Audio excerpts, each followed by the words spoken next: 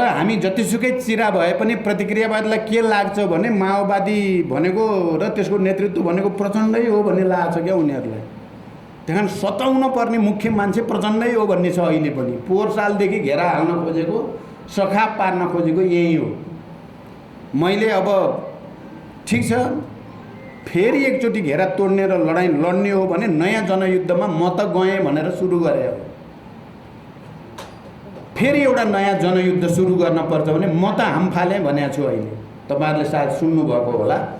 अहिले नै हतियार बोक्ने र भूमिगत जाने त मैले सोचेको छैन, तर नयाँ खालको जनयुद्धको खोजी चाहिँ गर्नु छ। यो प्रतिक्रियावादी यसरी नै हेप्ने हो, हामीलाई यसरी नै घेरा हालेर सखा पार्ने हो भने, लाखौँ जनता लिएर सडकमा हामी मिलेर उत्रिने हो भने अहिले पनि यस्ता यिनीहरूका दलाल पुँजीपतिका निर्वाचन प्रणालीहरूलाई ध्वस्त पार्दिन सकिन्छ। हामीले यिनीहरूले बनाएको शासकीय स्वरूपलाई चाहिँ फेर्दिन सकिन्छ। हामीले हाम्रो वर्ग, जाति, क्षेत्र, लिङ्ग, समुदायको पहिचान र अधिकारलाई धेरै माथि पुर्याउन सकिन्छ।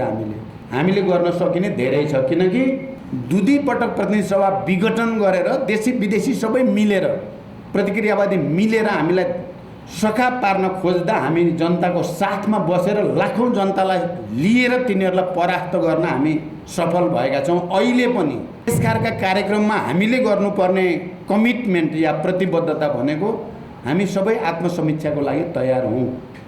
हामी सबैले आफूले प्राप्त गरेको ज्ञानको संश्लेषण गर्नेतिर लागौँ। के ज्ञान राम्रो प्राप्त गरियो, के ज्ञान नराम्रो प्राप्त गरियो, त्यसको विश्लेषण गरौँ र एउटा संश्लेषण गरौँ। त्यसो भएर मेरो साथीहरूलाई, मलाई, बाबुरामजीलाई, किरणजीलाई, विप्लवलाई एकै ठाउँमा ल्याएर बहस यसरी चाहिँ गराउनु आवश्यक छैन। त्यसले बिग्रिने देखाएको छु मैले। आफ्नो ठाउँमा भनिएकै छ नि, कसको मुख कसले थुनेको छ र। आफ्नो ठाउँमा भनौँ, हामी बस्दाखेरि समीक्षा गर्ने गरी बसौँ। मलाई पहिलोचोटि प्रधानमन्त्रीबाट हटाउने काम पार्टीभित्रैबाट भएको हो भएर मान्छेको नाम सहित यति बेला यसले यो मिटिङ गर्यो, यसो गर्यो भने तपाईँहरूलाई के रमाइलो लाग्छ र अहिले के फाइदा हुन्छ र त्यसले? म भन्दिनँ। त्यसो भएर जहिले पनि के भनिन्छ, क्रान्ति या प्रतिक्रान्ति दुईटैको लागि इन्टर्नल इज डिसिसिभ, आन्तरिक नै निर्णायक हो। बिचबिचमा भइरहेछ, विप्लवजीसँग नि भइरहेछ, बाबुरामजीसँग नि भइरहेछ, उपेन्द्रसँग नि भइरहेकै छ। त्यति मात्रै होइन, हिजो चौथो महाधिवेशन स्कुलका हामी सबैले नेता मानेको मोहन विक्रमजीसँग पनि बडो प्यारो सम्बन्ध भएको छ क्या अहिले मेरो चाहिँ। यसलाई बिगार्ने काम चाहिँ अहिले नगरौँ, हेरौँ, यसलाई पनि एउटा नयाँ उचाइमा लैजाने कोसिस गरौँ।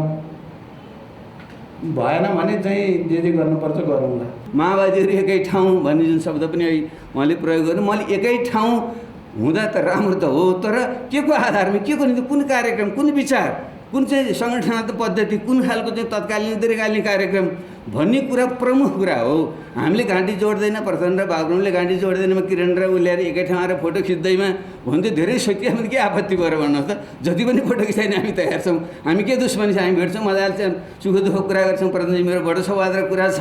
त प्रश्न त कस्तो अहिलेको युगको विचार के, माओ पछि के विकसित भयो? भौतिकवादी द्वन्द्ववादको जुन सिद्धान्त प्रतिवाद भएको थियो, त्यसले त विश्व त निरन्तर गतिले परिवर्तनशील बन्छ। संसारमा अन्तर्विरोध शाश्वत हो, विपरीत एकत्व शाश्वत हो।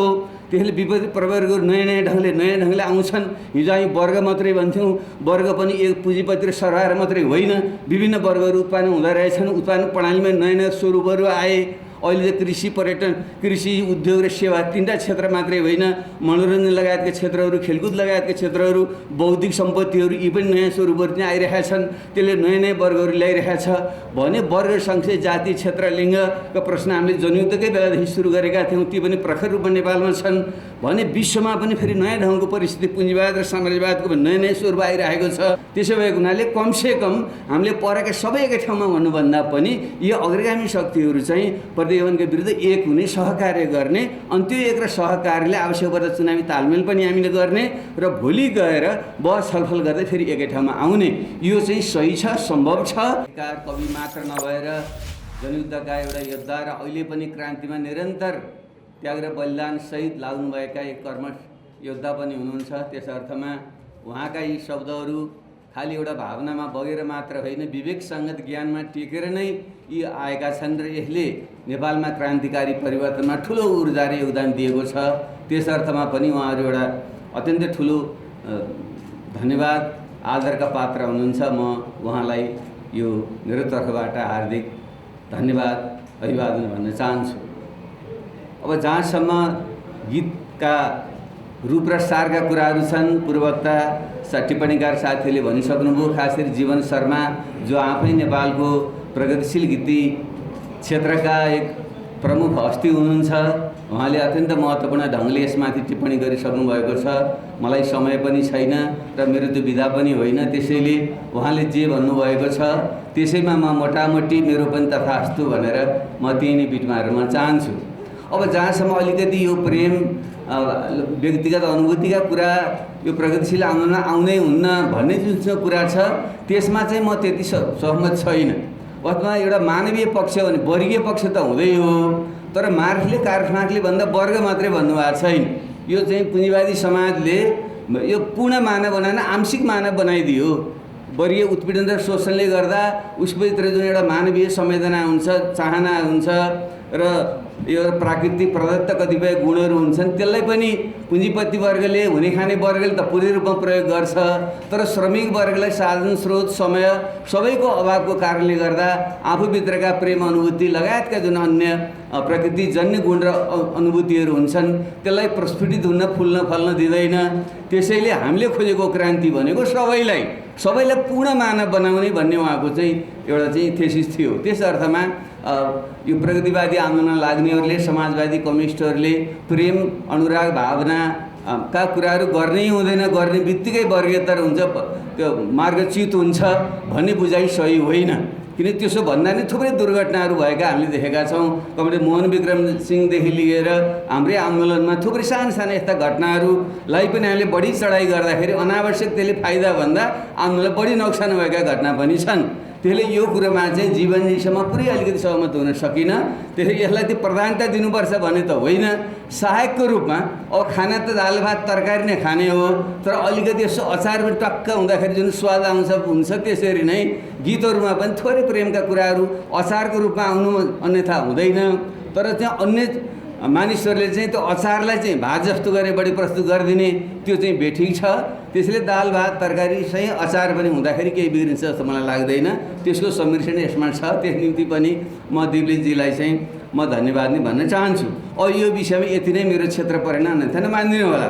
अब जहाँसम्म यो कार्यक्रमका आयोजक मित्र, मेरा परम मित्र, यसका साथीहरू जो आयोजक हुनुहुन्छ जनयुद्ध अध्ययन प्रतिष्ठानका, उहाँहरूले मलाई भेटेर पनि भन्नुभएको थियो हामीले यस्तो प्रकारको एउटा माओवादी आन्दोलनमा लागेका र अहिले विभिन्न पार्टीमा अभियानमा लागेकाहरू सबैले एक ठाउँमा ल्याएर यसको एकचोटि समीक्षा गरौँ र यसको चाहिँ समीक्षा गरेर वस्तुसङ्गत ढङ्गले एउटा निष्कर्ष निकालेर अगाडि कसरी चाहिँ फेरि अब बढ्न सकिन्छ भन्ने पनि हाम्रो एउटा लक्ष्य छ भन्नुभएको हुनाले पनि म यहाँ आएको हुँ। कमरेड प्रचण्ड आउनुभयो, राम्रो नै भयो। कमरेड किरण, कमरेड विप्लव पनि आइदिनु भएको राम्रो हुन्थ्यो। उहाँको प्रतिनिधिहरू साथीहरू त्यहाँ आउनुभएको छ, उहाँले राख्नु होला।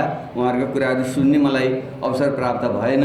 यस विषय मेरो भनाइ के छ भने माओवादी जनयुद्ध नेपालको मात्रै होइन, 21औं शताब्दीको पहिलो दशकको सबभन्दा ठुलो यो क्रान्ति हो। त्यसले यसमा हामी सबैले गर्व गर्नुपर्छ।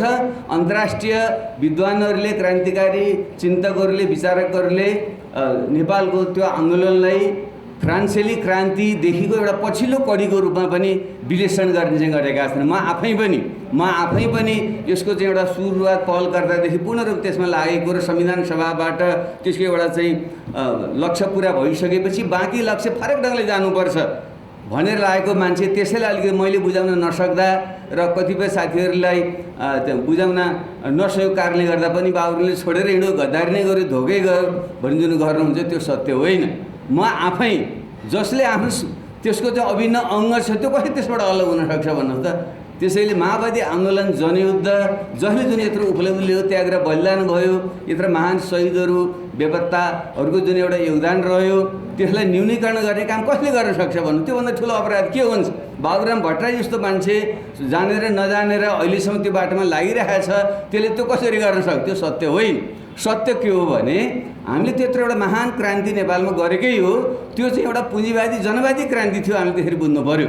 त्यो एउटा समाजवादी क्रान्ति थिएन, त्यो एउटा पुँजीवादी जनवादी क्रान्ति हाम्रो आफ्नै विशेषतामा हाम्रै मौलिकतासहित हामीले गरेका थियौँ। किनकि 20औं शताब्दीको अन्त्य थियो र हाम्रो क्रान्ति नै अन्त्य थियो। हामीले ठिक समयमा त्यो छानेका थियौँ। 1996 म इस्वी सम्मत भन्दैछु, 1996 देखि 2006 सम्मको जुन कालखण्ड थियो त्यो नै विश्व इतिहासको त्यो एउटा टर्निङ पोइन्ट थियो। 21औं शताब्दीको सुरुवात सँगसँगै 20औं शताब्दीमा विश्व नै एउटा पुँजीवादी भूमण्डीकरण भएर विश्वमा एउटा पुँजीवादी क्रान्ति सबैतिर करिब सम्पन्न भइसकेको थियो र रूपमा पुँजीवादी नदेखिए पनि सारमा पुँजीवादी भइसकेको विश्व नै त्यस्तो थियो भने राष्ट्रिय मुक्ति आन्दोलन पनि त्यो दोस्रो विश्वयुद्धपछि जुन लहर थियो चाहिँ उपनिवेशवादका विरुद्ध त्यो पनि मोटामोटी पुरा भइसकेको थियो। खास गरी पछिल्लोचोटि यो चाहिँ 1993-94मा दक्षिण अफ्रिका पूर्ण रूपले चाहिँ मुक्त भएर त्यहाँ चुनाव सम्पन्न भएर नेल्सन मण्डेला राष्ट्रपति बने।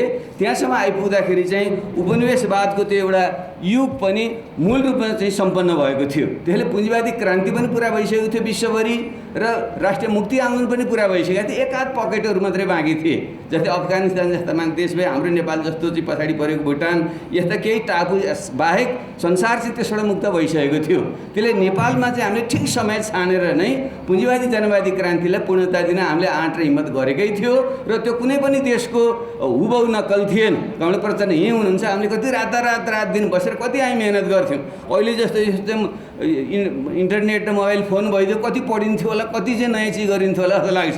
तर महिनौ पर्खिएर भूमिगत रूपमा चाहिँ लुकिकन चाहिँ पुस्तकालयमा अरू गएर फोटोकपी गरेर ल्याएर पनि हामी त्यही पढ्ने गर्थ्यौँ त्यति बेला। तर अहिले जस्तो भएको भए त धेरै मौलिक ढङ्गले धेरै विकास गर्थ्यौँ भन्ने मलाई चाहिँ लाग्छ। त्यसो भएको हुनाले नेपाली जनयुद्ध त्यो कुनै खेलबाड चाहिँ थिएन। कोही मान्छेले भन्न खोज्छन् लडमा त्यति आक्रोशमा मान्छेहरूले त्यत्तिकै रिस पोखेका थिए, गल्ती गरेका थिए, मूर्खहरू अपराधीहरू जुन भन्नु त्यो सत्य थिएन, त्यो क्रान्ति थियो। फ्रान्सेली क्रान्तिदेखि इतिहास सम्झनु पऱ्यो। कति निर्मम हुन्छ क्रान्ति। हाम्रो 17,000 भन्छन् मान्छेहरू, मतलब जो 17 लाख मान्छे मरेका छन्, 10औं करोड मान्छेहरू मरेका छन् र पुँजीवादले विश्वयुद्धमा मात्र चाहिँ 10 करोडभन्दा बढी मान्छेको चाहिँ एकैचोटि नरसंहार गरेका छ। त्यसैले क्रान्तिकारी परिवर्तनहरू जहिले पनि क्रान्ति रगत बगेर नै त भएको हुन्छ र नेपालमा पनि एउटा इतिहासको अनिवार्य खालको चाहिँ कोटा हामीले सम्पन्न गरेका थियौँ। भले सम्पन्न हामीले कम क्षतिबाट हामीले गऱ्यौँ, 17,000 त कम क्षति हो। त्यसो भएको हुनाले पनि त्यसमा हामीले कुनै पनि ढङ्गले हामी डिफेन्सिभ हुनुपर्ने, रक्षात्मक हुनुपर्ने, हामीले गल्ती पो गरिएको छ भन्नु सोध्नु कुनै पनि कारण छैन। त्यसमा हामी सबैले गर्व गरौँ।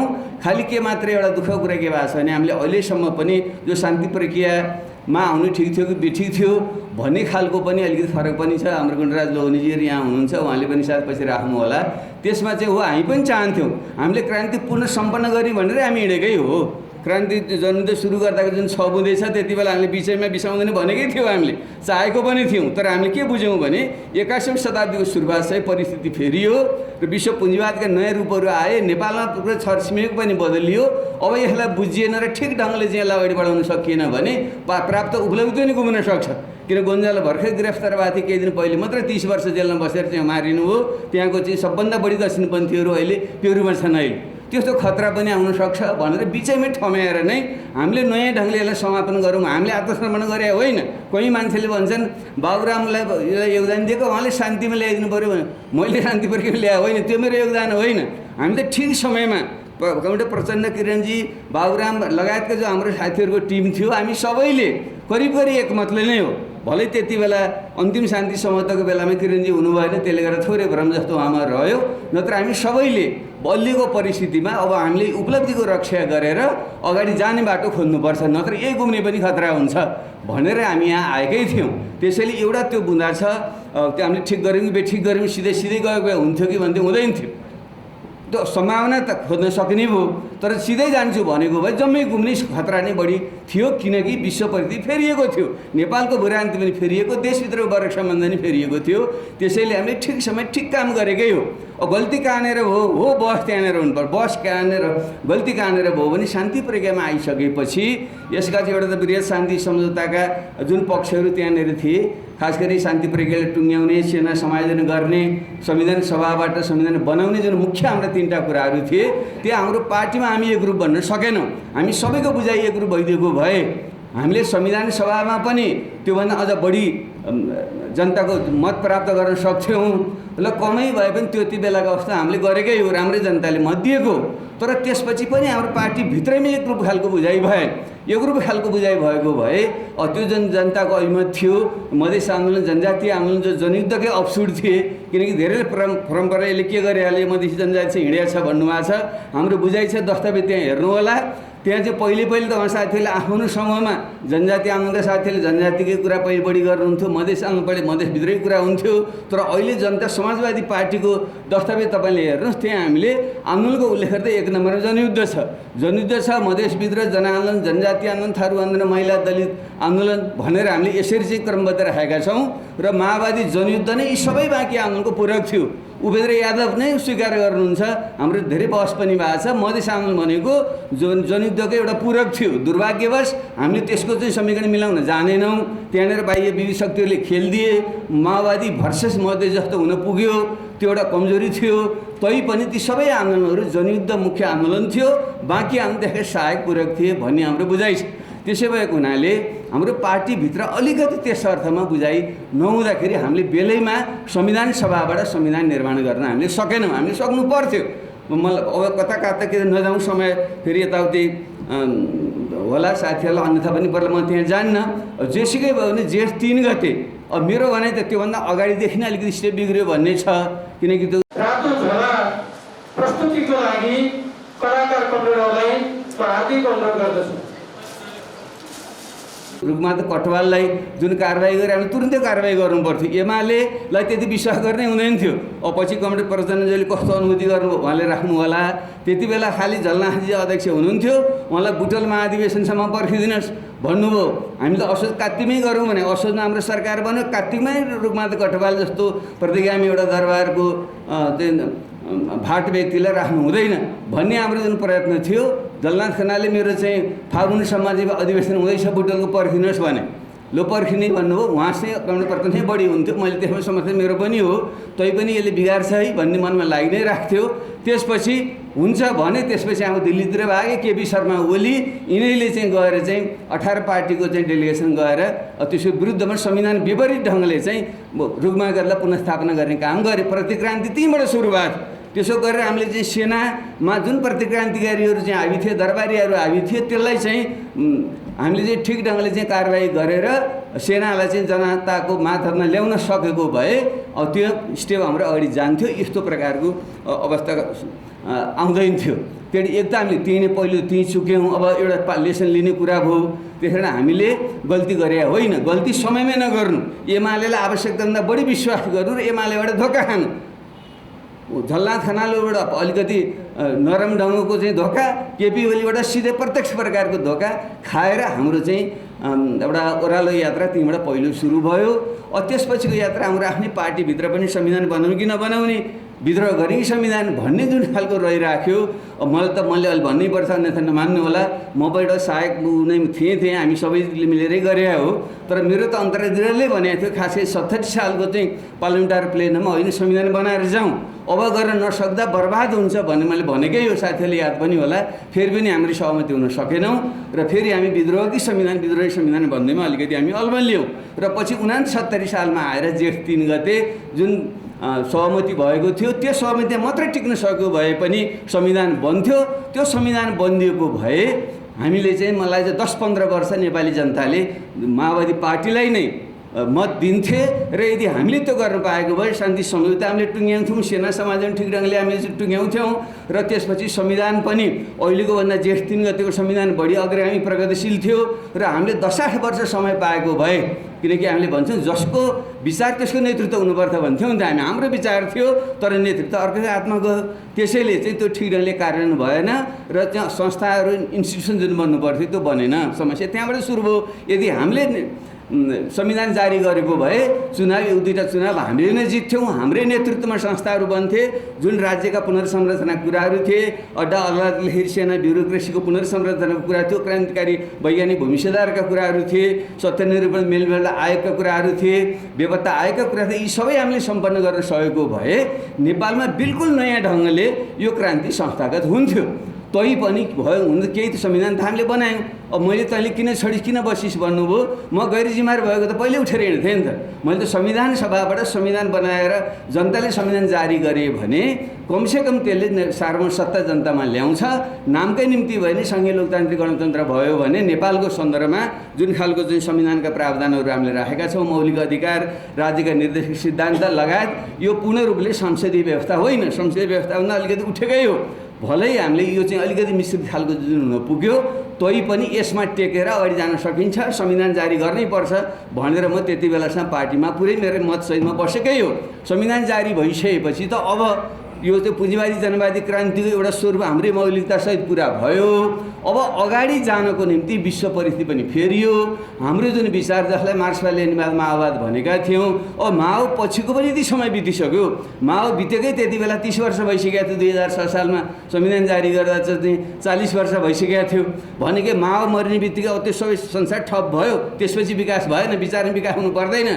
नेपालको परिस्थिति परिवर्तन आएन, विश्व परिस्थिति परिवर्तन आएन, त्यहीँ अड्किएर बस्छ। त्यसपछिको विषय के हो, माओ पछिको चाहिँ त्यसमा विकास के हो भन्ने विषयमा नयाँ ढङ्गले अब हामी जान्नुपर्छ भन्ने आधारमा नै मैले नयाँ ढङ्गले अगाडि बढौँ भन्ने मेरो मतसहितमा निस्क्यो हो। त्यसले गर्दा धेरै साथीहरू सबै कुरा भन्न पाइएन, भ्याइएन। मलाई पनि लाग्यो अब यसले केही समय लिन्छ, त्यसैले एउटा अभियान हुँदै गरोस्, बहस छलफल हुँदै गएपछि फेरि कुनै ठाउँमा हामी नयाँ ढङ्गले एकताबद्ध हुन्छ भन्ने लागेर नै म आफ्नो बाटोमा हिँडेको हो। किरणजी आफ्नो ढङ्गले उहाँको त शान्ति प्रज्ञामै मत राखेर फरक हुनुभयो, त्यसपछि विप्लवजीहरू झन् त्यसरी फरक भएर जानुभयो, त्यो अर्को पाटो हो। र तपाईँहरू प्रचण्डजीको नेतृत्वमा जुन साथीहरू बढी यहाँ अहिले हुनुहुन्छ, तपाईँहरू आफ्नो ढङ्गले हिँडिरहनु भएको छ।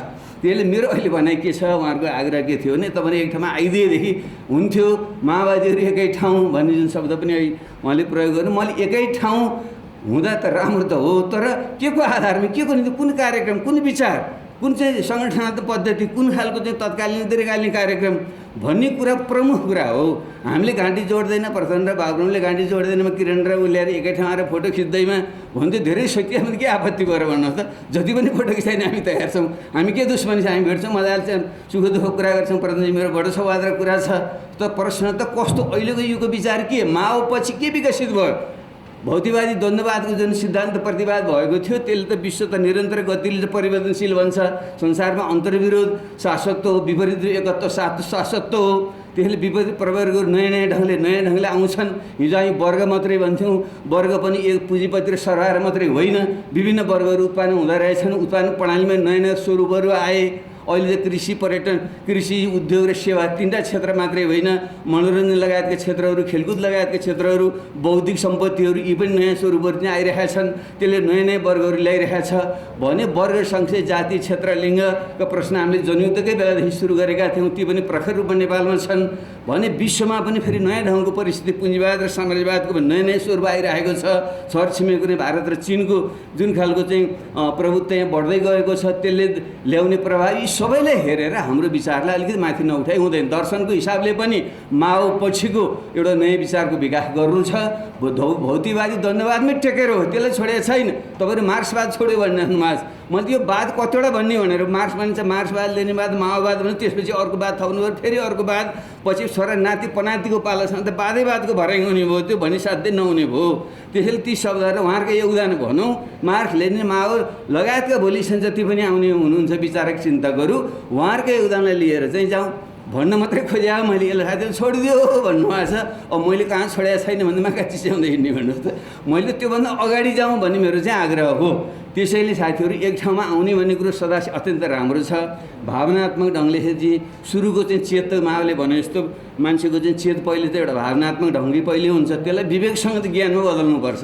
पहिले त पर्सेप्टिभ इमोसनल खालको चाहिँ आउँछ, भावना आउँछ, परिकल्पना हुन्छ, तर पछि त्यसलाई विवेकसङ्गत ज्ञानले ऱ्यासनल नलेजको रूपमा उठाएपछि नै त्यसले एउटा विज्ञानको रूप लिन्छ भन्ने हो क्या। त्यसै भएको हुनाले भावनाको अक्षम साथीले भनेको कुरा सही छ, तर त्यो भावनालाई ज्ञान र विज्ञानमा नि त परिणत गर्नु पऱ्यो, विवेकसँग ज्ञानमा पनि बदल्नु पऱ्यो। त्यो भनेको नयाँ विचार हो। नयाँ विचार सँगसँगै पार्टीको पनि नयाँ सङ्गठन, नयाँ ढाँचा हो। त्यसैले चाहिँ त्यसमा पहिले बहस छलफल गरौँ, अनि त्यसको आधारमा चाहिँ हामी मात्रै भएर पनि त पुग्दैन नि त। माओवादी आन्दोलन सम्पन्न भएर शान्ति प्रक्रिया भयो नि त 15 वर्ष भइसक्यो। हिजो त्यति बेला 10-15 वर्षको युवाहरू 30 वर्षका भइसक्यो, 10 वर्षको मान्छे 25 वर्षको भइसक्यो भने त्यत्रो नयाँ जनसङ्ख्या आएन, तिनलाई समेट्नु परेन। हामीले मात्रै हिजोको मात्रै बस्छौँ, हामी मात्रै गल्ल मिलाएर बस्छौँ भनेर हुन्छ। त्यसैले चाहिँ मेरो भनाइ चाहिँ एउटा सही विचार, नीति, कार्यक्रम र योजनाको आधारमा फेरि नयाँ ढङ्गले चाहिँ हामी अगाडि बढौँ। त्यसले तपाईँहरूसँग आग्रह छ, सबै कुरोमा आउँदै एकै ठाउँमा आउँ भन्ने होइन, सबै कुरोमा आएमा नयाँ ठाउँमा जाउँ भन्नु पऱ्यो क्या। नयाँ ठाउँमा गएपछि त्यसले चाहिँ यो देशको मात्रै होइन विश्व मानव जातिकै निम्ति योगदान गर्न सक्छ। त्यसैले अब यो अहिले धेरै राख्ने कुरा भयो भने यति मैले राखेँ। र अन्त्यमा अन्यथा नमान्नु होला, मित्र आशाजीले थोरै अलिकति घोचबेच जस्तो पनि गर्नुभयो, समुद्र छोडेर कुलो खोरेर चाहिँ कुवातिर बनाउने भन्नुभयो। अब हेर्नु त्यसले म ठ्याक्कै के सम्झायो भने जनयुद्ध सुरुको तयारीमा 47-48 सालमा जब एमाले त ठुलो पार्टीको रूपमा आयो, 48 सालमा चुनाव भयो, काङ्ग्रेसको 110, एमालेको 69, हामी 9 सिट। अनि हामीले जब जनयुद्ध गर्ने उठाउने भन्यौँ, हामीले यति हेप्ने उनीहरूले 100-150 जुलुस लिएर हिँडेको छ, उसको चाहिँ विशाल समुद्र गरेको छ, महेन्द्र भण्डारीको भाषण मान्छे वाह गरेको छ। अनि हामीले चाहिँ उनले चाहिँ यही ठ्याक्कै तपाईँले भने जस्तै भन्थे उनले, यी फिस्टाहरूले चाहिँ गर्ने आकाश पनि भने यस्तो कुरा भने। त्यसैले हामीले चाहिँ समुद्र कुवा भनेको चाहिँ विचार के हो, मुख्य कुरो त्यो वैज्ञानिक हो कि होइन, सही हो कि सत्य हो कि होइन, कुरो त्यहाँनिर हो। त्यसले सत्य सुरुमा सानै हुन्छ, त्यसलाई जनताको बिचमा लगेर स्थायित भइसकेपछि त्यो ठुलो हुन्छ। त्यसैले चाहिँ तत्कालीन यथार्थवादी शक्ति जहिले पनि ठुलो हुन्छ। त्यति बेलाको एमाले के भयो, 64 सालमा पुग्दा सानै भयो नि, तर जब हामीले तालमेल मिलाउन जानेनौँ, हामीले चाहिँ अगाडि बढ्न सकेनौँ, फेरि त्यही एमाले अगाडि आयो, फेरि त्यही काङ्ग्रेस अगाडि आयो नि त। त्यसले अहिले हामीले एकअर्कासँग अहङ्कार पाल्ने, एकअर्कालाई हेप्ने घोषणे चाहिँ होइन। हामी कोही पनि कुवा भ्याउतोलाई त कुवा पनि त समुद्र लागेको छ, त्यसैले चाहिँ समुद्र हो कि कुवा हो भन्ने कुरो त दृष्टिकोणको पनि कुरा हो। हामी सबै एउटा अग्रगामी वैज्ञानिक सोच राख्यौँ, देश र जनताप्रति प्रतिबद्ध भयौँ, सत्य र न्यायप्रति निष्ठा राख्यौँ भने हामी निश्चित रूपमा एक ठाउँमा हामी आउँछौँ, नयाँ ठाउँमा आउँछौँ, पुरानै ठाउँमा नयाँ ठाउँमा आउँछौँ। त्यसको निम्ति प्रयत्न गरौँ, त्यो एउटा युगको आवश्यकता हो। त्यसको निम्ति हामी सबैले आफ्नो ठाउँमा प्रयत्न गरौँ। अहिले चाहिँ कमसेकम अब तत्कालको सन्दर्भभन्दा कमरेड प्रचण्डले राख्नुलाई थियो धेरै गम्भीर छ। ओलीको प्रतिगमनलाई त परास्त गरौँ, तर त्यो पुरै परास्त भएको छैन। प्रतिगमनको नयाँ संस्करण आउनेवाला म सङ्केत देखिरहेको छु। प्रतिगमनको पहिलो संस्करणलाई त अन्त्य गऱ्यौँ, हामीले रोक्यौँ, तर दोस्रो संस्करण नयाँ ढङ्गले फेरि आउँदैछ। अर्ली इलेक्सनको नाउँमा फेरि पुरानै काङ्ग्रेस र एमाले, ओलीको एमालेलाई अगाडि ल्याउने र बाँकी माओवादी, मधेस आन्दोलन, जनजाति आन्दोलन लगायतको जुन पछिल्ला आन्दोलनको जगमा यो संविधान बन्यो, सङ्घीय लोकतान्त्रिक गणतन्त्र बन्यो, त्यसलाई फेरि संविधान यो संवैधानिक ढङ्गले नै संसदीय भित्रैबाट त्यसलाई उल्ट्याइदिने प्रयत्न पनि फेरि दोस्रो संघको रूपमा आउँदैछ। त्यसो भएको हुनाले कमसेकम हामीले परेका सबै एकै ठाउँमा भन्नुभन्दा पनि यो अग्रगामी शक्तिहरू चाहिँ प्रतिगमनको विरुद्ध एक हुने, सहकार्य गर्ने, अनि त्यो एक र सहकार्यले आवश्यक पर्दा चुनावी तालमेल पनि हामीले गर्ने र भोलि गएर बहस छलफल गर्दै फेरि एकै ठाउँमा आउने, यो चाहिँ सही छ, सम्भव छ। त्यतापट्टि पनि सबैको ध्यान पुगोस्। यिनै शब्दका साथ यो मञ्च दिनुभयो, यसको निम्ति म धन्यवाद दिँदै पछिसम्म बस्न सकिनँ, म जाँदैछु। यसको निम्ति म क्षमा याचना गर्दै बिदा हुन्छु। नमस्कार। अन्तर्क्रिया गराउने प्रयास गर्नुभयो, त्यसको लागि विशेष रूपले म धन्यवाद भन्न चाहन्छु। कमरेड दिलीप कुमार श्रेष्ठलाई म बधाई भन्न चाहन्छु। तपाईँले जनयुद्धलाई फेरि एकचोटि स्मरण गर्ने, ताजगी दिने, त्यसको बारेमा छलफल बहस गर्ने गरी यो पुस्तक विमोचन गर्ने वातावरण बनाउनु भयो, गीति सङ्ग्रह तयार पार्नुभयो, प्रकाशन गर्नुभयो र यसलाई ल्याउनु भयो। अनि जनयुद्ध प्रतिष्ठानको तर्फबाट यसलाई यो कार्यक्रमको आयोजना गरियो र त्यसको अध्यक्ष कमरेड आशा कोइराला खनाल, उहाँ र अरू सबै साथीहरूलाई पनि म विशेष धन्यवाद भन्न चाहन्छु। कोइराला खनालै हो नि तपाईँ? अब त्यसकारण र यो गीति सङ्ग्रहबारे 2 जना टिप्पणीकारले टिप्पणी राखिसकेपछि त्यसमाथि थप टिप्पणी गर्नु मेरो लागि दुस्साहस मात्रै हुन्छ। उहाँहरू नेपालको प्रगतिशील गीत यात्राका एकजना नक्षत्र नै भन्नुपर्छ कमरेड जीवन शर्मा। उहाँले सटीक र सुन्दर रूपमा यो गीति सङ्ग्रहको बारेमा टिप्पणी गरिसक्नु भएपछि र सहयात्रीको हैसियतले त्यति बेला जनयुद्धकै कालमा गीत गाउँदै हिँड्ने नाच्दै हिँड्ने एउटा सहयात्रीको हैसियतले हाम्रो पार्टीका केन्द्रीय सदस्य महिला मोर्चाका नेता कमरेड अमृता थापाले पनि बोलिसकेपछि अब म भित्र पसिराख्न खोजेँ भने त्यो मेरो मूर्खतै हुन्छ जस्तो लाग्छ। म त्यहाँभित्र पस्न सक्दिनँ। म खालि दिलीपजीलाई बधाई भन्न चाहन्छु र अझ थप तपाईँबाट यस्ता भावोत्तेजक गीतहरूको रचना गर्दै अगाडि बढ्नु होला। तपाईँप्रति हामी सबैको साथ रहन्छ, तपाईँलाई हाम्रो शुभकामना रहन्छ, बधाई रहन्छ। मैले यति नै भने पुस्तकबारे। मलाई समयको पनि दबाब छ। यहाँ उद्घोषक कमरेडले पनि राखि नै सक्नुभयो। अब केही चिट पनि आयो म कहाँ, फेरि यो विषयमा त बोल्दिन पर्यो भनेर पनि आयो। मैले चाहिँ धेरै नबोल्ने सोचेको छु यो कार्यक्रममा। मैले आयोजकलाई धन्यवाद भनिसकेँ। पछिल्लोचोटि कमरेड गुणराज लोहनीले अलिक गम्भीर र मार्मिक ढङ्गले नै माओवादी आन्दोलन, त्यसको सहकार्यको आवश्यकता, सम्भावना बारे विषय राख्नुभयो। म खुसी छु, आज विशेष रूपले खुसी छु। हामी सहकार्य गरेर मोर्चा बनाएर जनयुद्धको ऐतिहासिकता, त्यसको महानता, त्यसले खडा गरेका विचार, राजनीति, संस्कृति, आचरणका मूल्य मान्यताहरूको रक्षाको निम्ति फेरि एकचोटि सँगै अगाडि बढ्नुपर्ने आवश्यकता पैदा भएको छ। यही चेतनालाई कमरेड गुणराज लोहनीले यहाँ व्यक्त गर्नुभयो र उहाँले यो पनि भन्नुभयो, यो मैले महासचिव कमरेड विप्लवको सल्लाह र निर्देशन अनुसारै बोलेको हो पनि भन्नुभयो। म धेरै खुसी छु। तर म चाहिँ के कुरामा फेरि यो माओवादी विभिन्न घटकका नेतालाई ल्याएर एकै ठाउँमा बोलाउने कामबाट म दुखी पनि छु। फेरि मेरो अलि अगाडि यही प्रज्ञा भवनको उतापट्टिको माथिको कोठामा बाबुरामजी र म एउटा कार्यक्रममा पनि सँगै बनाउनु भयो। साथीहरूले बहस गराउनु भयो। अलि अगाडि एउटा कार्यक्रममा पनि जति यस्ता सार्वजनिक कार्यक्रममा बाबुरामजी र म बोलेका छौँ, उहाँको र मेरो दूरी बढेको छ, घटेको छैन। मलाई अनौठो लाग्छ। यस्तो बहस नगराइदिए हुन्थ्यो। म साथीहरूलाई अहिले आफ्नै ढङ्गले आत्मसमीक्षा गर्ने, कहाँ गल्ती गरिएको छैन, के गर्नुपर्छ भनेर कुरा गर्न दियो भने, काम गर्न दियो भने मिल्ने सम्भावना बढी छ। सार्वजनिक कार्यक्रममा ल्याएर नेताहरूलाई चाहिँ आफ्नो कुरो चाहिँ माथि पार्ने ढङ्गले प्रस्तुत गराइसकेपछि त्यो फेरि के हुँदो रहेछ, नेताहरूको आत्मतुष्टिको विषय हुन्छ। हार्ने कि जित्ने भने जस्तो हुन्छ र झन् मिल्न लागेको पनि मिल्दैन। अहिले बाबुरामजीले भन्नु मिठो कुरा गर्छौँ भनेर हो, कोठामा बस्दा हामी मिठा कुरा गर्छौँ। यस्तो कार्यक्रममा आएपछि उहाँले बोल्नुहुन्छ। मलाई अलिअलि के बोल्नुभयो होला उहाँले, यो नहुने कुरा, नमिल्ने कुरा, मार्क्सवादसँग सङ्गतै नखाने कुरा। उहाँले नयाँ महान गर्छु भन्नुहुन्छ र महन्त ठाकुरहरूसँग जानुहुन्छ, त्यहाँ पनि वैचारिक सङ्घर्ष पनि गर्नुहुन्न। के चाहिँ नयाँ हो भन्ने लाग्छ मलाई, झन् नमिठो क्या। त्यसो भएर म आयोजक साथीहरूलाई, नेताहरूलाई यस्ता सार्वजनिक कार्यक्रममा ल्याएर भनिराखेकै छौँ नि, ठिक छ, बाबुरामजीलाई बोलाउनुहोस्, मजाले उहाँलाई भन्न दिनुहोस्।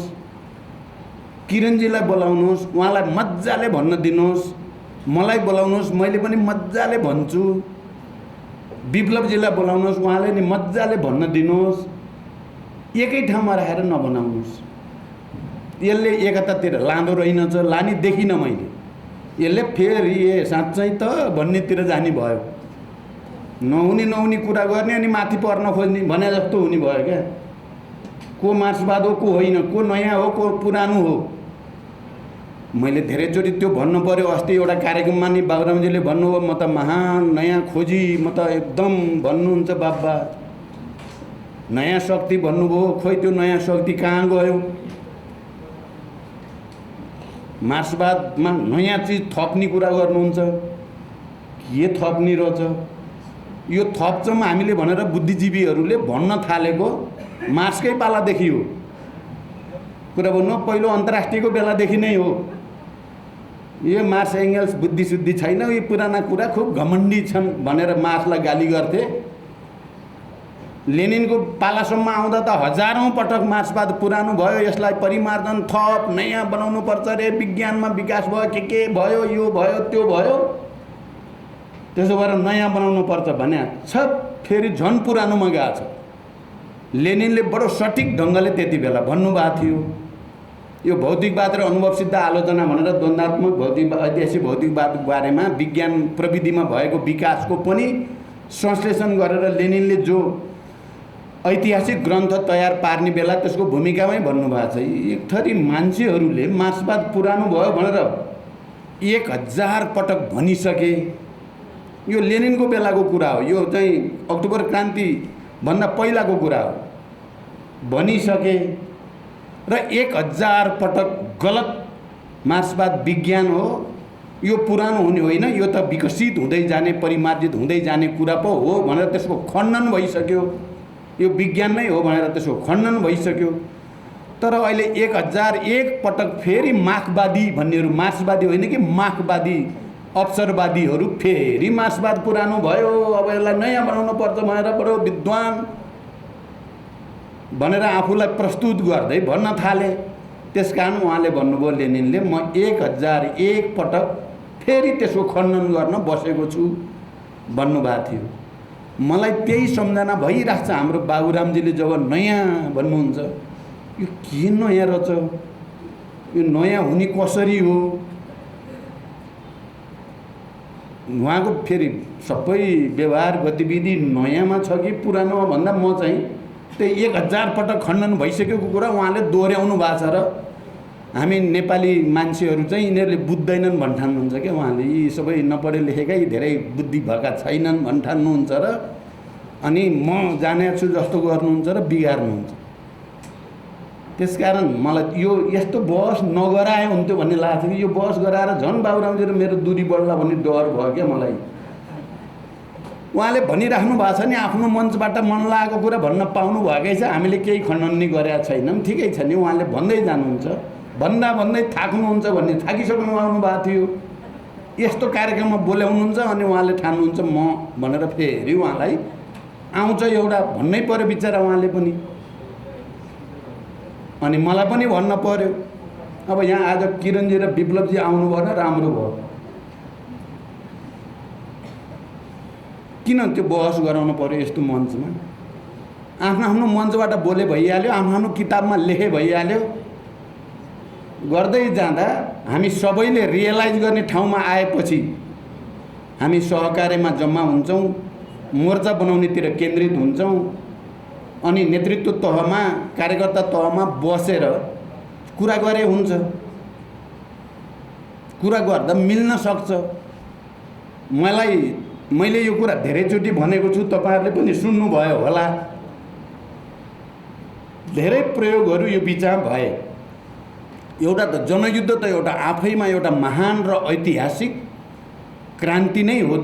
त्यसको महानता, त्यसको ऐतिहासिकता, त्यसको गम्भीरता नेपालको इतिहासमा धेरै वर्षसम्म रहन्छ।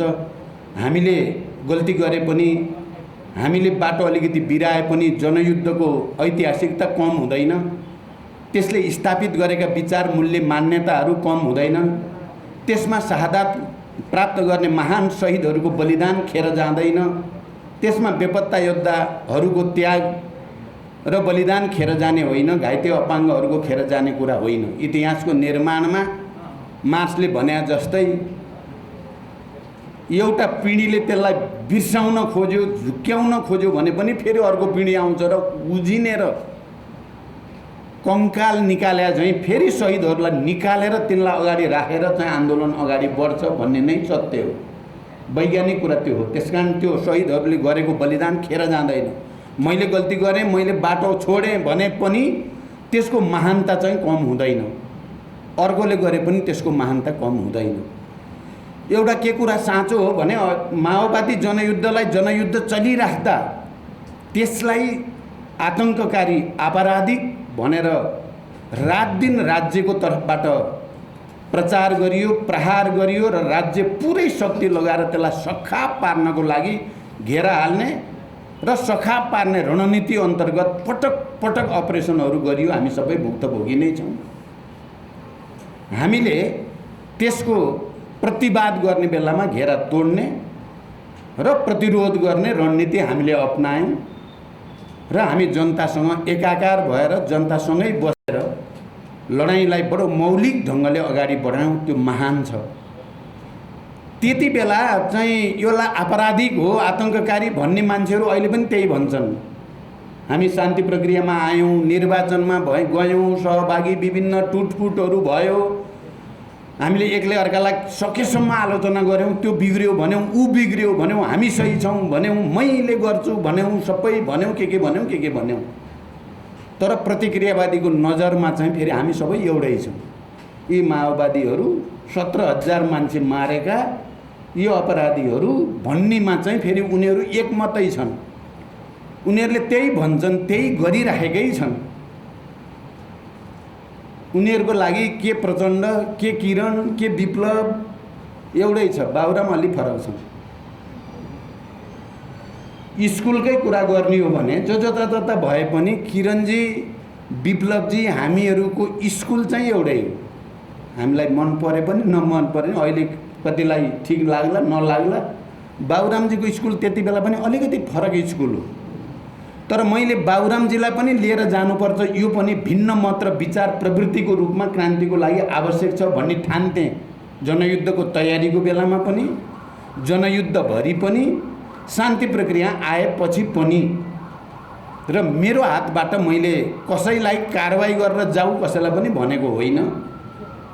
सबैको आफ्नो आवश्यकता महत्त्व छ, सबैको आफ्नो भूमिका छ, सबैको कन्ट्रिब्युसनको कारणले जनयुद्ध भएको हो र त्यसको मुख्य नेता चाहिँ म नै हो, कसैलाई मन परे पनि मन नपरे पनि। तर मैले आजकल भनेको तपाईँहरूले सुन्नुभएको छ, हामी सबैले समीक्षा गर्न जरुरी छ, आत्मसमीक्षा गर्न जरुरी छ। र सबभन्दा पहिला त मैले नै गर्न जरुरी छ भनेको छु मैले। र आत्मसमीक्षा सहित कहाँ कहाँ त्रुटि भयो त हामी वैज्ञानिक समाजवादको रणनीतिलाई अङ्गीकार गर्ने, क्रान्तिलाई नयाँ तरिकाले अगाडि बढाउन चाहने र त्यसप्रति इमान्दार, मार्क्सवाद लेनिनवाद माओवादप्रति इमान्दार हुन चाहने विभिन्न प्रयोगहरू त हामीले गऱ्यौँ। कुनै प्रयोग सही भए, कुनै प्रयोग गलत भए। यो फेरि यो हुनु विज्ञानको विकासको निम्ति आवश्यक कुरा पनि हो। कसैले पनि गल्ती नै नगरी चाहिँ विचारको विकास गरेको, पार्टीको विकास गरेको इतिहास छैन।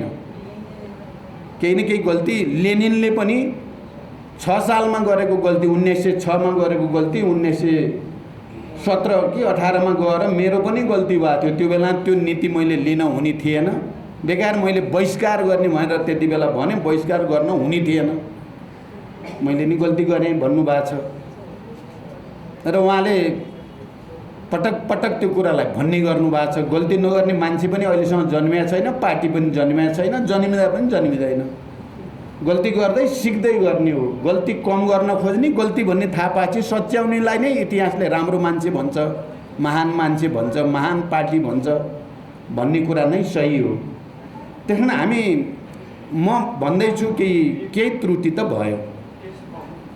वैज्ञानिक समाजवाद लागू गर्ने क्रममा, क्रान्तिकारी मार्क्सवाद लागू गर्ने क्रममा मैले मेरो उद्देश्य पवित्र भए पनि यदि मेरा स्टेप चाहिँ वैज्ञानिक वस्तुवादी भएनन् भने त्यसले अपेक्षित परिणाम दिँदो रहेनछ भन्ने चाहिँ मैले सिकेँ। मैले यहाँ के भन्न खोज्छु लामो व्याख्या नगरी भने, अस्ति हामी यो चाहिँ प्रतिगमन विरोधी आन्दोलनमा जनतालाई अपिल गऱ्यौँ, लाखौँ जनता सडकमा ल्याइयो, झन्डै 62-63 को आन्दोलनको झझल्को दिने गरी लाखौँ नै हाम्रो आह्वानमा देशभरिबाट जनता काठमाडौँमा केन्द्रित भए र हामीले चाहिँ यो सङ्घीय लोकतान्त्रिक गणतन्त्र उल्ट्याउने र धर्मनिरपेक्षता उल्ट्याउने समावेशी समानुपातिक थोरै भए पनि पूर्ण त यो छैन, त्यसलाई पनि उल्ट्याउने षड्यन्त्रलाई परास्त गर्नुपर्छ भनेर हामी लाग्यौँ।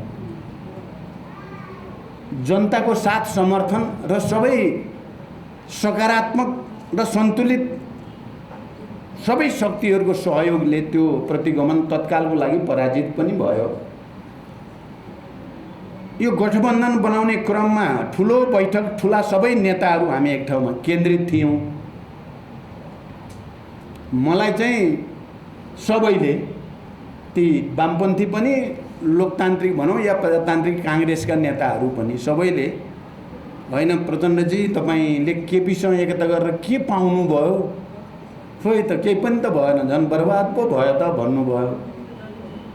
मैले के भन्ने, अब त्यहाँ लामो व्याख्या गरेर यो पाएँ त्यो पाइनँ भन्ने पनि केही कुरा भएन। मलाई फ्याक्ट के भन्न आयो भने ज्ञान पाएँ भने मैले ज्ञान प्राप्त गरेर आएँ। यो ज्ञान अब यो देशको लागि पनि लाभदायक हुनसक्छ, तपाईँहरूको लागि पनि लाभदायक हुनसक्छ, जनताको लागि पनि लाभदायक हुनसक्छ। यदि तपाईँहरूलाई मैले केपीसँग एकता गरेर पाएको ज्ञान राम्रोसँग सुन्न चाहनुहुन्छ भने सबैलाई फाइदाजनक हुन्छ। म माओवादी आन्दोलनका सबै साथीहरूलाई तपाईँहरूले नि ज्ञान प्राप्त गर्नु भएको छ भन्ने छ मेरो। गुणराजजी, यहाँ इन्द्रमोहनजी पनि हुनुहुन्छ, तपाईँहरूले पनि ज्ञान प्राप्त गर्नु भएकै छ, मैले पनि ज्ञान प्राप्त गरेँ। बसेर ज्ञान साटासाट गरौँ। अब समय आयो क्या ज्ञान साटासाट गर्ने। त्यसो भए हामी अलि महाज्ञानी भइन्छ होला नि त।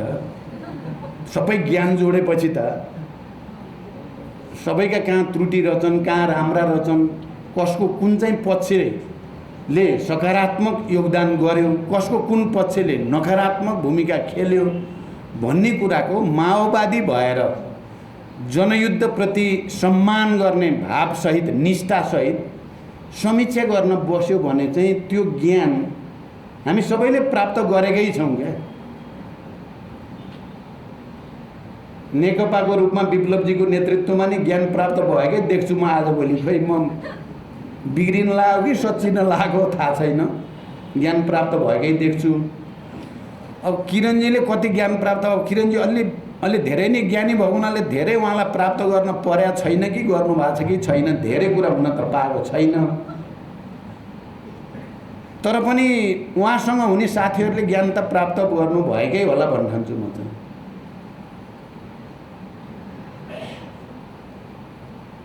अब मैले त भनिहालेँ सबैको अगाडि ज्ञान प्राप्त गरेँ मैले भएर।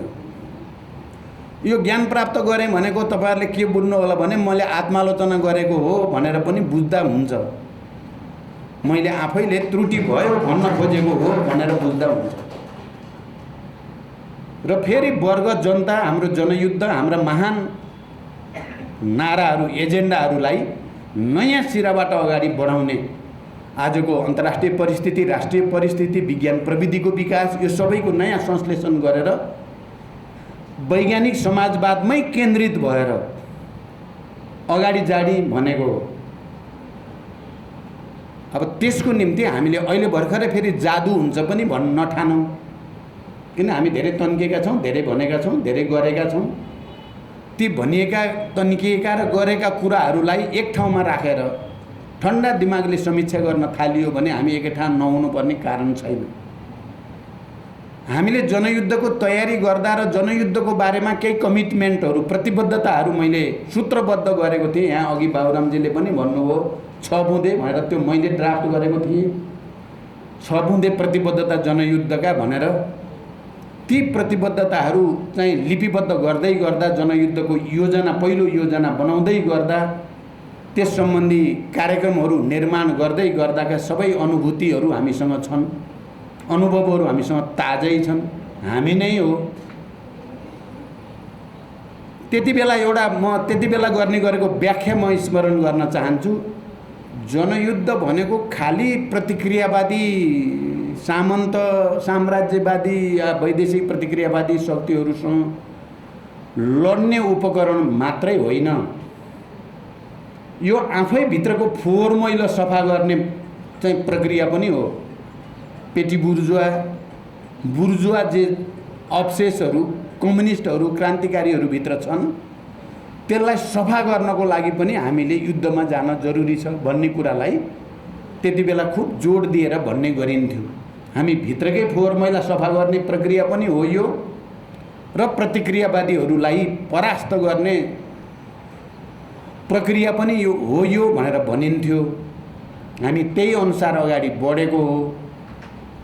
हामी जति बेला त्यो कुराको उठान गर्दै थियौँ त्यो हाम्रो मात्रै चाहिँ कन्ट्रिब्युसन, हाम्रो मात्रै बुद्धिको या हाम्रो मात्रै विवेकको परिणाम थिएन।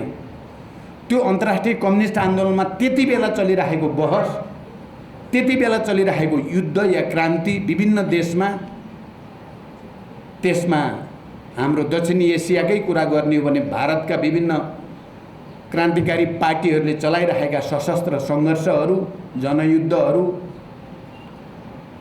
श्रीलङ्कामा भएको तमिलहरूको एउटा सशक्त सशस्त्र विद्रोह, त्यसको प्रभाव, भारतकै विभिन्न ठाउँमा भएका राष्ट्रिय मुक्ति आन्दोलनहरू, युद्धहरू, त्यसको प्रभाव, अनि टर्की फिलिपिन्सदेखि पछिल्लो चरणमा पेरुको चाहिँ सशक्त रूपले अगाडि बढेको माओवादी जनयुद्ध उभारको रूपमा गएको कुरा, अनि कोलम्बियादेखि साउथ अफ्रिकासम्मका त्यति बेलाका वर्ग सङ्घर्ष र आन्दोलनका उतार चढावहरू, यी सबैको संश्लेषण पनि थियो नेपालको माओवादी जनयुद्ध।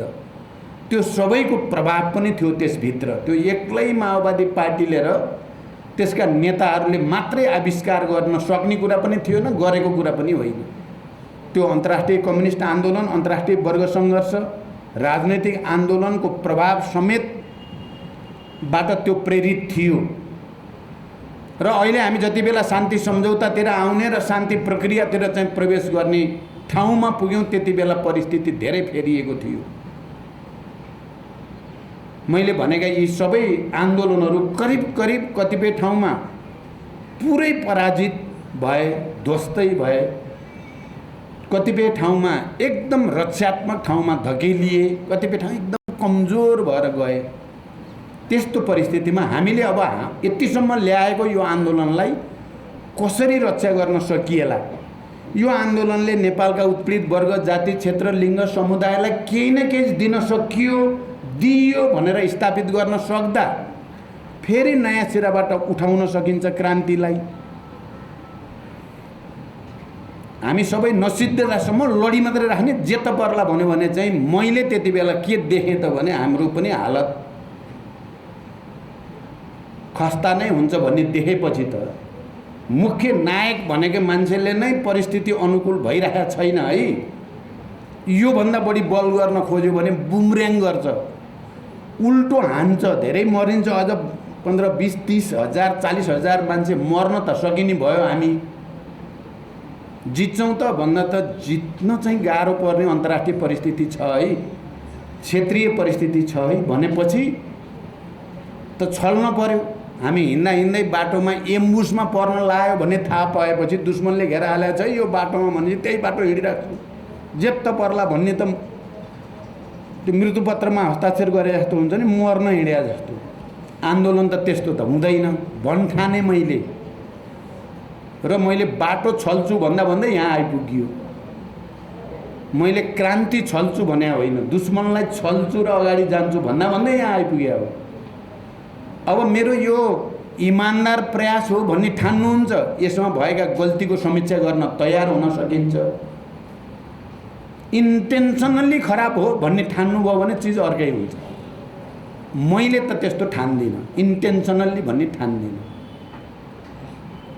तर केही त्रुटि त भएका छन् जसको गम्भीरतापूर्वक समीक्षा गर्न जरुरी छ, र त्यो समीक्षा हामीहरू नै बसेर गर्ने हो, अरूले गरिदिएर हुने होइन। हामीले अहिले अन्तर्राष्ट्रिय परिस्थितिको समीक्षा गर्ने पनि हामीले नै हो, राष्ट्रिय परिस्थितिको समीक्षा गर्ने पनि हामीले नै हो। अहिले एकचोटि फेरि प्रतिक्रियावादीहरूले माओवादीलाई खुब हेप्न थालेका छन्।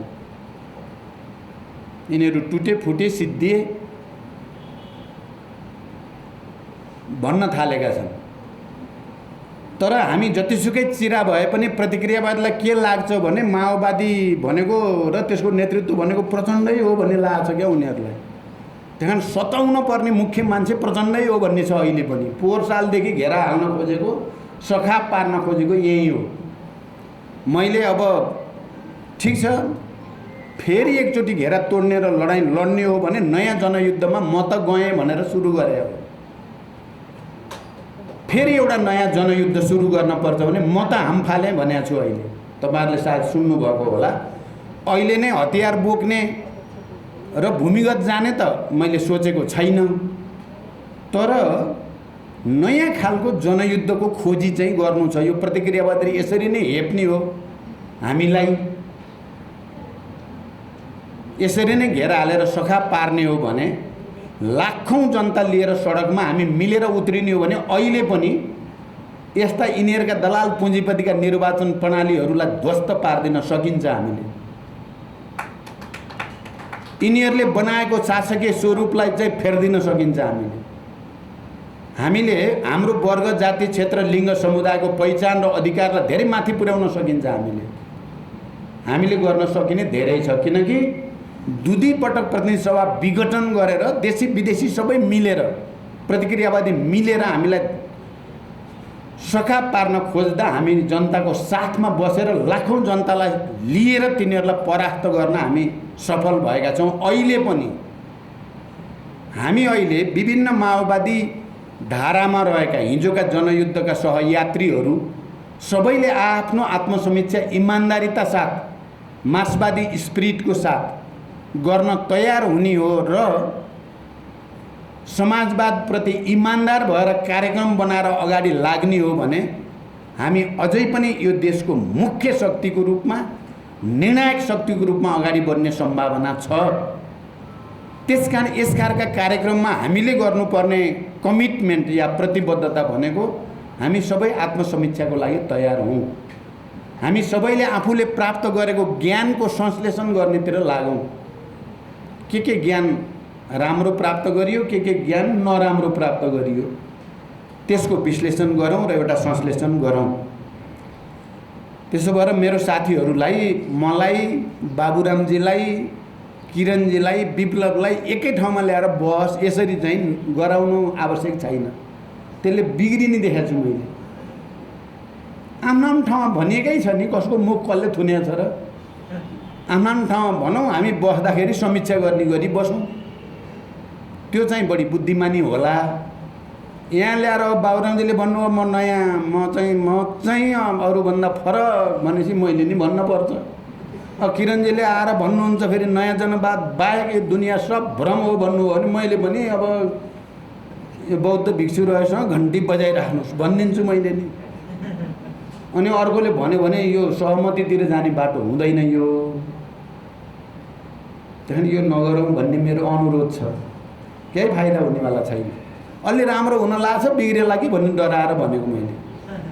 अब एकजना साथीले मलाई सोध्नु भयो, यो चाहिँ के अरे हाम्रो सरकार चाहिँ जाने, सेनालाई कारबाही गर्ने, हतियार व्यवस्थापन, सेना समायोजनको के सम्बन्ध थियो? बाबुरामजी प्रधानमन्त्री भएको बेलामा हतियार र सेना समायोजन भयो, त्यसको र रुकमाङ्गत कटुवालवाला प्रकरणको के सम्बन्ध छ भने व्याख्या गर्नु पर्यो भनेर सोध्नु भएको छ। म के भन्छु, म आज यो व्याख्या गर्दिनँ। मैले यो व्याख्या गरेँ भने झन् बिग्रिन्छ माओवादी आन्दोलनको एकता, सहकार्य, मोर्चा। मैले गर्न हुँदैन अहिले। म कुनै बेला गरौँला, कुनै बेला आएपछि गरौँला, त्यो गर्न पनि पर्छ।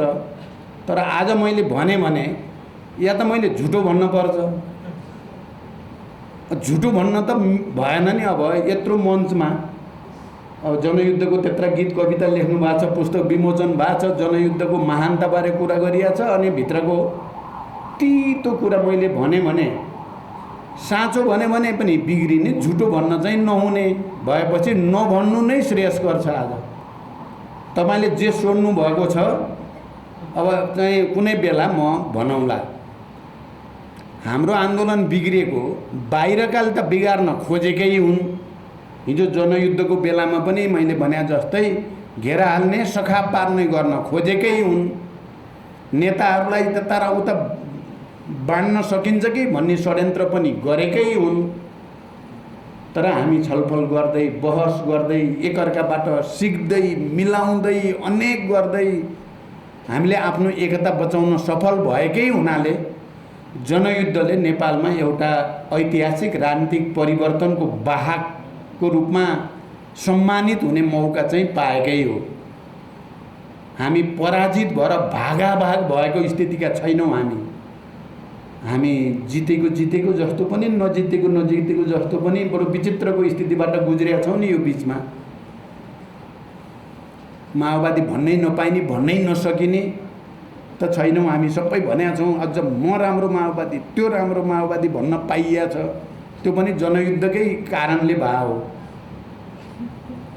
कुरा भन्नुभयो त। त्यसो भएर मलाई के लाग्छ भने अहिले पछि यता आइसकेपछि हामी सबै खुला भइयो। म पनि खुला, किरणजी पनि खुला, बाबुराम पनि खुला, विप्लव पनि खुला, बादल पनि खुला, सब खुला भइसकेपछि को कति पानीमा रहेछ भन्ने पहिला त हामी सब भूमिगत थियौँ। रोल्पा हुन्थ्यौँ, रुकुम हुन्थ्यौँ, इन्डियाका विभिन्न ठाउँमा भूमिगत डेनहरूमा हुन्थ्यौँ, जनतासँग हुन्थ्यौँ, कार्यकर्तासँग हुन्थ्यौँ।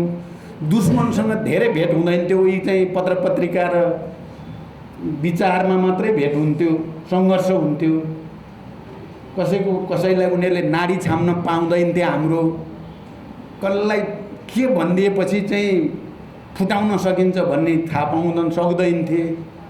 यता आएपछि सबै खुला भएपछि के भयो, सबैलाई प्रतिक्रियावादीका विभिन्न गुटले समाते। आज गयो भोलि गयो, कुरा गर्यो, तपाईँ त यस्तो, तपाईँ पो महान हो त, यो सब बिगार्ने त प्रचण्ड हो भनेर लगाइदिए एउटालाई। तपाईँ भने यो जनयुद्ध त तपाईँले गरे, तपाईँ जस्तो विद्वानलाई हेर त यो प्रचण्डले कस्तो अप्ठ्यारा राखिदिएछ भनेछ। अर्कोलाई गएर भनेछ फेरि तपाईँ हो नि कमान्डर त, तपाईँलाई हेर्नुहोस् त घेरा हाल्न खोजेका यिनीहरूले भनेर मलाई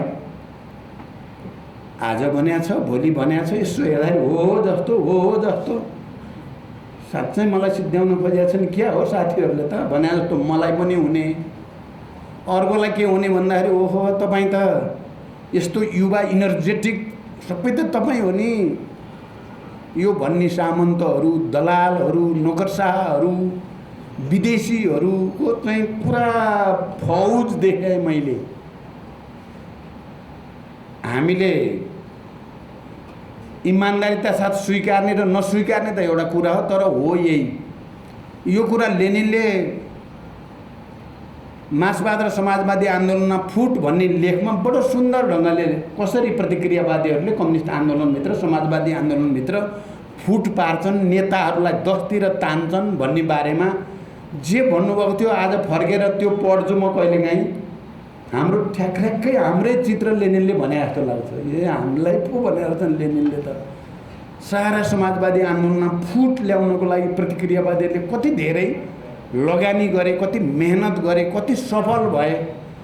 हामी चाहिँ सफल भइएन। हामी उनीहरूले त्यसो गरे पनि हामी त्यस्तो नहुन सकेको भए त हुन्थ्यो नि। हामी त्यस्तो नभएर होइन है, फटाहरूले हामीलाई फुटाउन खोजेका छन्, हामी माओवादीहरूलाई दसतिर पार्न खोजेका छन्। हामी हुन्नौँ भनेर चाहिँ हुन सकेको भए त अहिलेसम्म उनीहरू धेरै परास्त हुन्थे। तर हामी चाहिँ कुनै न कुनै रूपमा प्रभावित भयौँ। आज आत्मसमीक्षा गर्नुपर्ने एउटा विषय यो छ। मैले अहिले ज्ञान प्राप्त गरियो भनेको कस्तो ठग्दा रहेछन् भन्ने अब हामीलाई थाहा भयो क्या। कसरी हामीलाई ठगेर चाहिँ हामीलाई दसतिर पार्दा रहेछन् फटाहरूले भन्ने कुराको ज्ञान प्राप्त भयो नि त। यो ज्ञान प्राप्त हुनु त सानो कुरा होइन। ठेस लगाएपछि बुद्धि बढ्छ भनेको पनि त यही हो। ठेस नलाएपछि त के गर्ने, बुद्धि नआएपछि के गर्ने कुरा बुझ्नुभयो कमेन्टहरू मैले भन्न खोजेको। त्यस कारण त्यो कुरा मलाई अहिले भन्न नलगाउनुहोस्। मैले भन्न खोजेको सिद्धान्त त तपाईँहरूले बुझ्नुभयो।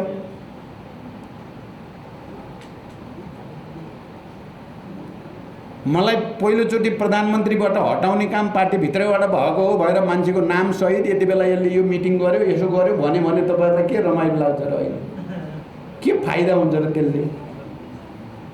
म भन्दिनँ त्यसो भएर।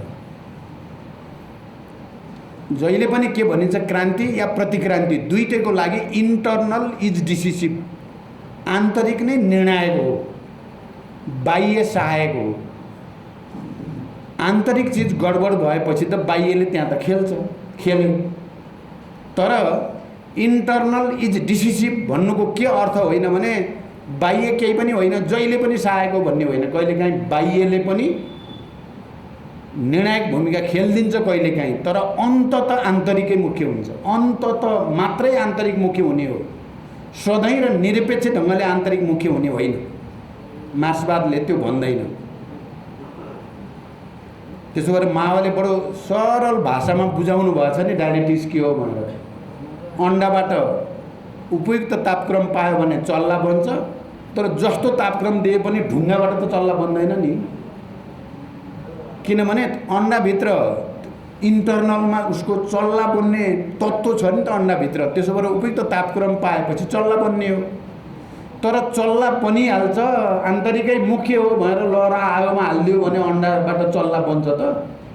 आगो त बाह्य तत्त्व हो नि। बाह्य तत्त्व भयो भने आगोमा हालेर डढाइदिएपछि त के गरी बन्छ त्यो चल्ला? त्यस्तै जस्तो सम्बन्ध हो। त्यसकारण अहिले हामीले त्यति बेलाका धेरै तिता मिठा कुरा गर्नुभन्दा अहिले जसरी चाहिँ माओवादी जनयुद्धलाई विद्रूपीकरण गर्ने, त्यसलाई भ्रष्टीकरण गर्ने, माओवादी आन्दोलनलाई विखण्डित र विसर्जित गर्ने षड्यन्त्रहरू तीव्र भइरहेकै छन् अहिले पनि। त्यसका विरुद्ध एक हुने उपायहरूको खोजी गर्नु बुद्धिमानी हुन्छ। अहिलेको बुद्धिमानी त्यो चाहिँ हो। अहिलेको मार्क्सवाद त्यही हो। हामी सबै हिजोसँगै लडाइँ लडेका र यसलाई विद्रूपीकरण गर्ने, यसलाई भ्रष्टीकरण गर्ने, यसलाई विखण्डित गर्ने, यसलाई विसर्जित गर्न चाहने प्रतिक्रियावादी षड्यन्त्रका विरुद्ध एकजुट हुने आजको आवश्यकता हो। कारण एकताको खोजी गरौँ हामी सबैले। मैले भने त्यसको खोजी आत्मसमीक्षाबाट सुरु हुन्छ। हामी सबै क्रिटिसिजम र सेल्फ क्रिटिसिजम भन्थ्यौँ, आजकल त अब त्यो कता हो कता जस्तो विषय भएको छ।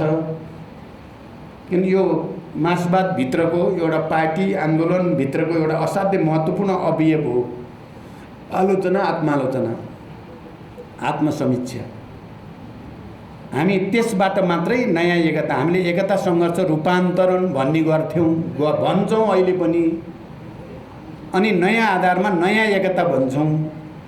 त्यसकारण अब हामीले एकता गरेर जनयुद्ध गऱ्यौँ, हामी सबै एक भएर जनयुद्ध गऱ्यौँ।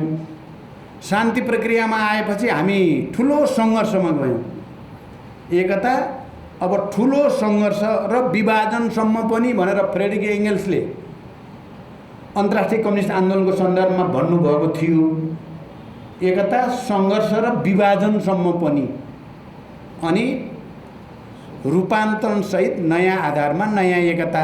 माओ त्से-तुङले अलि त्यसमा विकास गरेर भन्नुभएको थियो, एकता सङ्घर्ष रूपान्तरण, नयाँ आधारमा नयाँ एकता।